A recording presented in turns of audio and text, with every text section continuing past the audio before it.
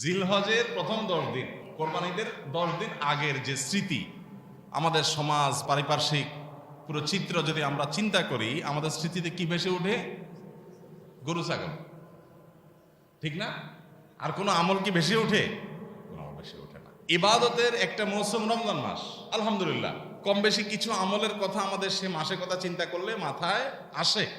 But জিলহজের প্রথম দশক চিন্তা করলে গরু ছাগল ছাড়া আমাদের মাথায় আর কিছু আসে না। তার মানে হলো এই দশক যে ইবাদতের দশক, নেকামলের দশক, তার কোনো ছিটা ফোটা, তার কোনো চিত্র, তার কোনো প্রভাব আমাদের সমাজে দেখা যায় না। তাহলে ক্রাইসিসটা কি আমরা ধরতে পেরেছি? যে শয়তান আমাদেরকে ইবাদতের একটা মৌসুম থেকে দূরে সরায় রাখছে। আমাদের সমাজে যেভাবে হোক এটা হারিয়ে গেছে, এটার আলোচনা নাই, পর্যালোচনা নাই, বিবেচনা নাই, চর্চা নাই, আমল নাই।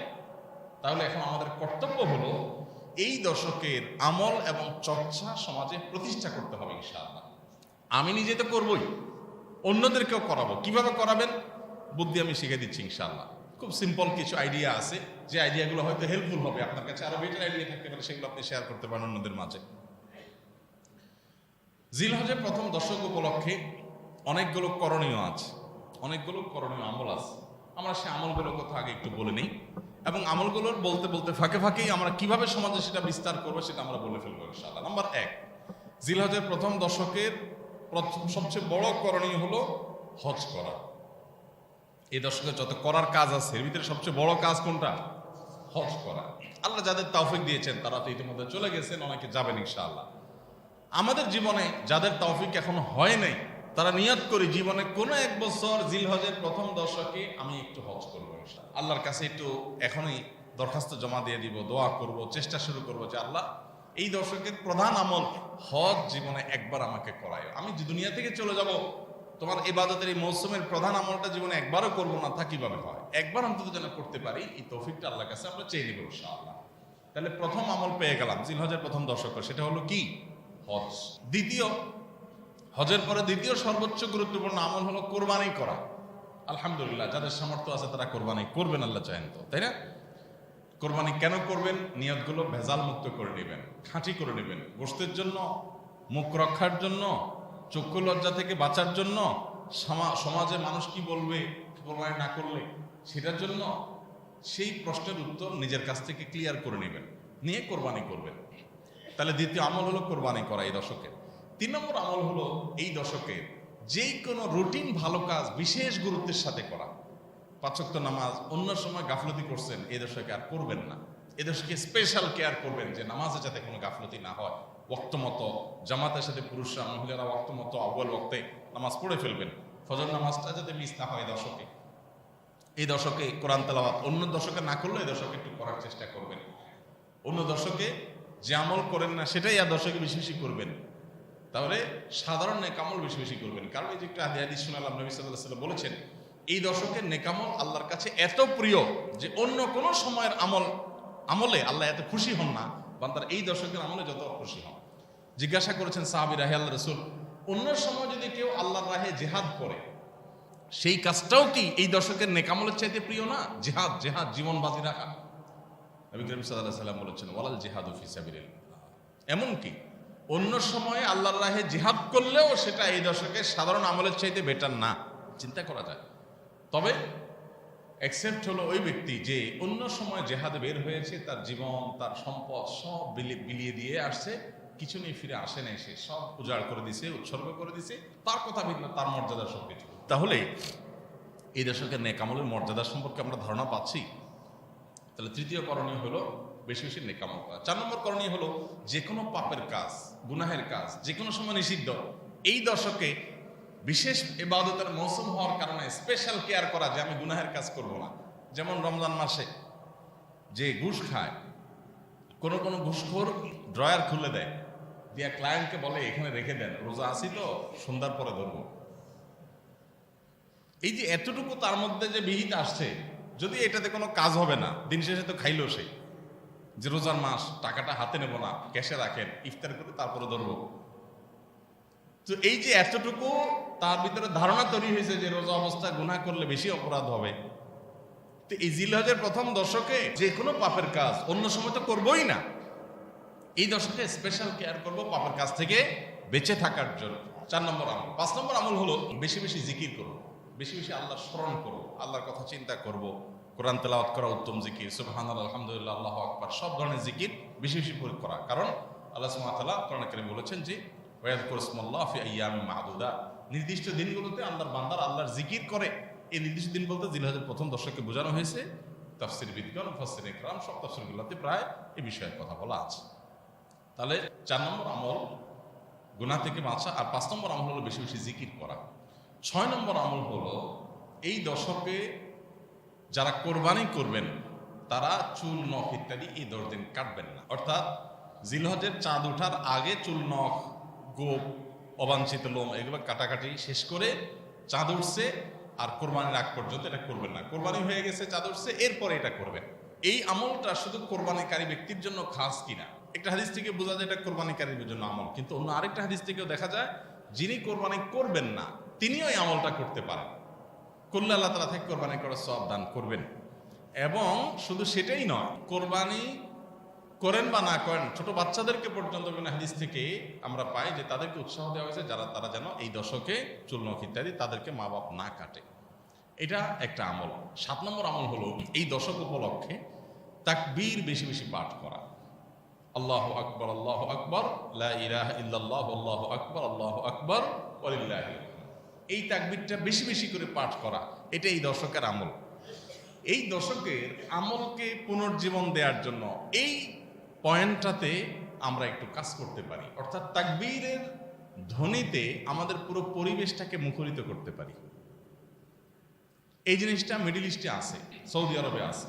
তারা তাদের সমাজে বিভিন্ন জায়গায়, ঘর বাড়িতে, অলিতে গলিতে, এমনকি দোকানে, সুপার শপে, শপিং মলে, বিভিন্ন জায়গায় তারা ছোট ছোট আপনার স্পিকার দিয়ে মৃদু ভলিউমে তারা তাকবীর বাজায় রাখে, সুললিত কণ্ঠে তাকবীর বাজতে থাকে। আল্লাহু আকবার, আল্লাহু আকবার, লা ইলাহা ইল্লাল্লাহ, আল্লাহু আকবার, আল্লাহু আকবার, ওয়ালিল্লাহিল হামদ।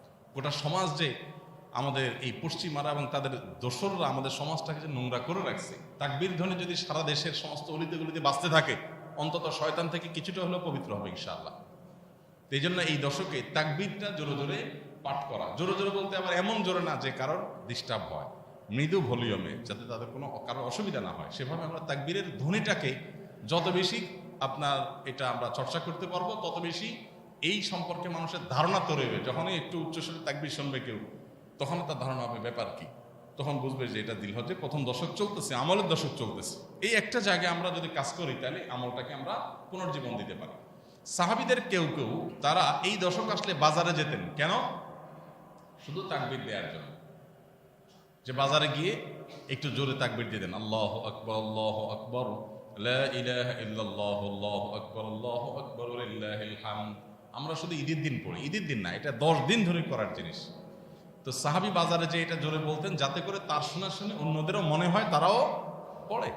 তো আমরা মুদি দোকানে, চায়ের দোকানে যাই, যদি একটু জোরে তাকবীর বলি, প্রথম বলার পর সবাই একটু তাকায় থাকবে, ব্যাপার কি, লোকে মাথায় কোনো সমস্যা টমস্যা আছে, এরকম একটা অ্যাপ্রোচ দেখতে পারেন। তো যেহেতু সবাই গাফেল, ওদের কাছে জিকিরটা সমস্যা মনে হয়, এই জন্য আপনি সাথে সাথে একটু ব্যাখ্যা করতে পারেন, একটু এক্সপ্লেইন করতে পারেন যে আসলে জিলহজের প্রথম দশক আসলে একটু সরবে তাকবীর পাঠ করা সুন্নাত, এটা ধারণাটা হারাই গেছে, এই জন্য আমি একটু জোরে পড়ছি। আপনারা কেউ চাইলে পড়তে পারেন, তাহলে ইনশাল্লাহ দেখবেন আবার স্বাভাবিকভাবে যেন মাথা ঠিক আছে, সমস্যা নেই। তাহলে এই তাকবীরটা সাহাবীরা দেখেন বাজারে গেছেন তাকবীর বলার জন্য। জীবনে কোনোদিন বাজারে তো কাঁচামরিচ কিনতে, পেঁয়াজ কিনতে, নানা ধান্দা, নানা কারণে গেছেন, কোনোদিন এরকম হয়েছে যে শুধু একটা আমল করার জন্য বাজারে গেছেন? তাহলে এই দশকে চেষ্টা করা যাবে তো ইনশাআল্লাহ।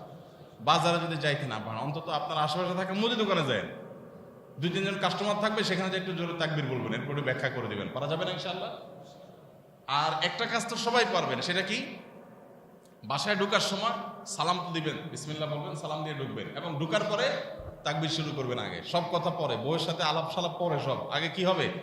তাকবীর হবে। আল্লাহু আকবার, আল্লাহু আকবার, লা ইলাহা ইল্লাল্লাহ, আল্লাহু আকবার, আল্লাহু আকবার, ওয়ালিল্লাহিল হামদ।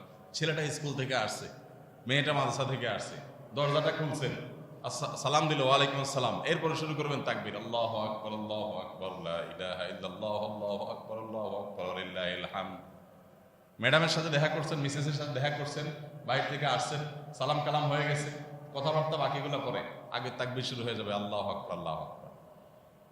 এইভাবে যদি আমরা করতে থাকি তখন গোটা পরিবারের মধ্যে একটা ধারণা তৈরি হবে যে একটা আমলের দশক চলছে। একটু কষ্ট হবে, কিন্তু এটা প্রতিষ্ঠা করার জন্য একটা সহজ মাধ্যম। চেষ্টা করা যাবে না ইনশাআল্লাহ? আল্লাহ আমাদেরকে তৌফিক দান করুন। 8 নম্বর হলো এই তাকবীরটাই বিশেষ সময়ে পড়া। সেটা কি? জিলহজের 9 তারিখ অর্থাৎ কোরবানিদের একদিন আগে বা ফজর থেকে নিয়ে 13 জিলহজ ঈদের তৃতীয় দিন পর্যন্ত আপনার প্রত্যেক ফরজ নামাজের পরে একবার করে তাকবীরটা পাঠ করা। নারী পুরুষ সবার জন্য এটা প্রযোজ্য। এটা হলো 8 নম্বর আমল, প্রত্যেক নামাজের পর পর এই কয়েকদিন। আর 9 নম্বর আমল হলো 1 থেকে 9 তারিখ পর্যন্ত এই প্রথম 9 দিন নফল রোজা রাখা। জিলহজের 1 তারিখ থেকে 9 তারিখ পর্যন্ত। এটা বিভিন্ন হাদিস দ্বারা সমর্থন পাওয়া যায় এবং মাওসুআ ফিকহিয়া কুয়েতিয়া, কুয়েত থেকে প্রকাশিত আপনার ফিকহ বিশ্বকোষে ওনারা লিখেছেন যে ইত্তেফাকাল ফুকাহা, সব ফকিহগণ একমত জিলহজের 1 থেকে 9 তারিখ পর্যন্ত এই দিনগুলোতে নফল রোজা রাখা মুস্তাহাব। তাহলে সেটা আমরা করতে পারি। 9 নম্বর আমল গেল। 10 নম্বর হলো বিশেষভাবে আরাফাত দিনে রোজা রাখা, অর্থাৎ 9 তারিখটা স্পেশাল। এই দিনে রোজা রাখলে কি হয়? 1 বছর আগের এবং 1 বছর অগ্রিম আল্লাহ তাআলা গুনাহ মাফ করে দেন। আর 11 নম্বর আমল হলো ঈদের দিনে যত আমল আছে সেই আমলগুলো ঠিক মতো করা। সবার চেষ্টা করবো তো ইনশাআল্লাহ। আমরা আসুন্নাহ ফাউন্ডেশন থেকে একটা লিফলেট করেছি এবছর, প্রথমবার এবছর আমরা এটা প্রিন্টেড ভার্সন করেছি। এটা ইনশাআল্লাহ সামনের জুমায় আমরা মসজিদে ইমাম সাহেব এবং ওয়াজ সাহেব বলবো, আপনারা ব্যবস্থা করবেন সংগ্রহ করার ফ্রি বিতরণের জন্য। এটা আপনারা কেউ চাইলে খরচ দিয়ে নিতে পারেন, আর খরচ ছাড়া ফ্রি চাইলেও কেউ আসুন্নাহ ফাউন্ডেশনে যোগাযোগ করে নিতে পারবেন। ছোট একটা লিফলেট করা আছে, জিলহজের প্রথম দশকের তাৎপর্যগুলো কি, করণীয়গুলো কি, এটা আপনি বিতরণ করেন। আপনি একজন আপনার সহকর্মীকে দেন, দোকানদারকে দেন, একজনকে দেন, দিয়ে বলেন যে এটা একটু ভালো করে পড়েন, পড়ে একটু আমল করেন। তাহলে আপনি যদি 100 জনকে দেন আর একজনও আমল করে, আলহামদুলিল্লাহ জিন্দা হয়ে গেল আমলটা। চেষ্টা করা যাবে তো ইনশাআল্লাহ? তো লিফলেটটা আগামী সপ্তাহে মসজিদে কিছু নিয়ে আসবে, এখান থেকে একটা বেশি নিতে পারবেন না। একটা বেশি নিলে ফাউন্ডেশন থেকে যাই নেবেন, একটু কষ্ট করেন। শুধুমাত্র আমরা চাই যে আমাদের পকেটে ভরে দেখ। আরো সহজ হইতো যে তাবিজ বানায়া আমলটা খাওয়া দিতে পারতো, আমরা গিলে ফেলতাম, কাহিনী শেষ হয়ে যেত। দরকারে হুজুর কিছু টাকা নিতে, তাও ভালো। আমরা মূলত এরকমই চাই, তাই না?